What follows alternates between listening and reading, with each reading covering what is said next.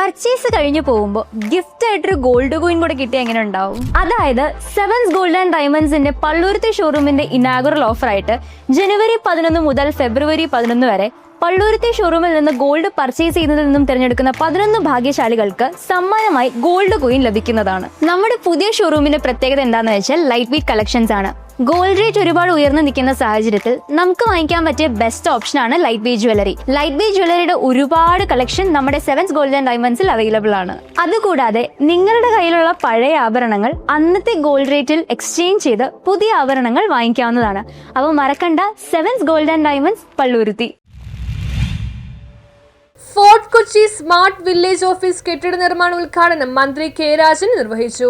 Fort Kochi smart village office കെട്ടിട നിർമ്മാണ ഉദ്ഘാടനം റവന്യൂ വകുപ്പ് മന്ത്രി കെ രാജൻ ഓൺലൈനിലൂടെ നിർവഹിച്ചു. എല്ലാവർക്കും ഭൂമി, എല്ലാ ഭൂമിക്കും രേഖ, എല്ലാ സേവനങ്ങളും സ്മാർട്ട് എന്ന മുഖമുദ്രാവാക്യത്തോടെ കേരളത്തിലെ റവന്യൂ വകുപ്പ് ഏറ്റവും ശ്രദ്ധേയമായ പ്രവർത്തനങ്ങളിലൂടെ കടന്നു പോകുന്ന ഒരു കാലമാണിത്. കേരളത്തിൻ്റെ സമീപ ഭൂതകാല ചരിത്രത്തിൽ അത്ഭുതകരമായ മാറ്റം ഉണ്ടാക്കിക്കൊണ്ടാണ് പട്ടയങ്ങളുടെ വിതരണത്തിൽ വലിയ മുന്നേറ്റം കേരളത്തിലുണ്ടാക്കാൻ ഈ ഗവൺമെൻറ്റിന് സാധ്യമായത്. ഒന്നാം ഗവൺമെൻറ്റിൻ്റെ കാലത്ത് തന്നെ 1,77,000-ലേറെ പട്ടയങ്ങൾ കൊടുക്കാൻ നമുക്ക് സാധിച്ചിട്ടുണ്ട്. തുടർന്ന് ഈ ഗവൺമെൻറ് അധികാരത്തിൽ വന്നപ്പോൾ കേരളത്തിൻ്റെ ചരിത്രത്തിൽ ആദ്യമായി ഒരു പട്ടയ മിഷൻ കേരളത്തിൽ രൂപീകരിക്കുകയുണ്ടായി. നാട്ടിലെ മുഴുവൻ 140 നിയോജക മണ്ഡലത്തിലെ KJ മാക്സി MLA അധ്യക്ഷത വഹിച്ചു.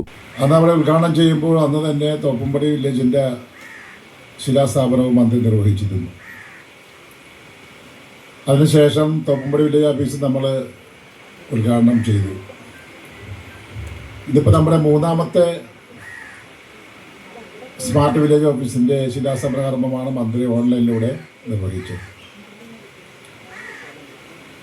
നമ്മുടെ നാട്ടിലെ ജനങ്ങൾ ഏറ്റവും കൂടുതൽ അവരുടെ ആവശ്യങ്ങളൊക്കെ എത്തിച്ചേരുന്നത് വില്ലേജ് ഓഫീസുകളിലാണ്.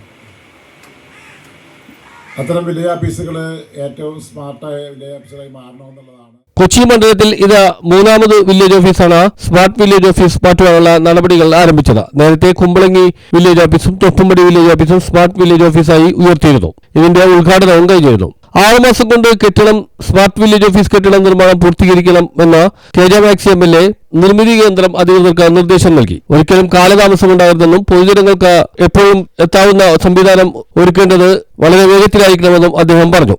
യോഗത്തിൽ കൊച്ചി തഹസിൽദാർ CR ഷനോജ് കുമാർ സ്വാഗതം പറഞ്ഞു. നഗരസഭാ കൗൺസിലർ ഷൈനി മാത്യു, CPI കൊച്ചി മണ്ഡലം അംഗം മുഹമ്മദ് അബ്ബാസ്, കോൺഗ്രസ് ഫോർട്ട് കൊച്ചി നോർത്ത് മണ്ഡലം പ്രസിഡന്റ് ജോർജ് PF, കേരള കോൺഗ്രസ് നേതാവ് CX ജോഷോ, INL നേതാവ് KK Hamsakoya, deputy tahsildar EP Suresh തുടങ്ങിയവർ സംസാരിച്ചു. വില്ലേജ് ഓഫീസർ ഒഫീലിയ ബോസ് നേതൃത്വം നൽകി. News bureau, Fort Kochi.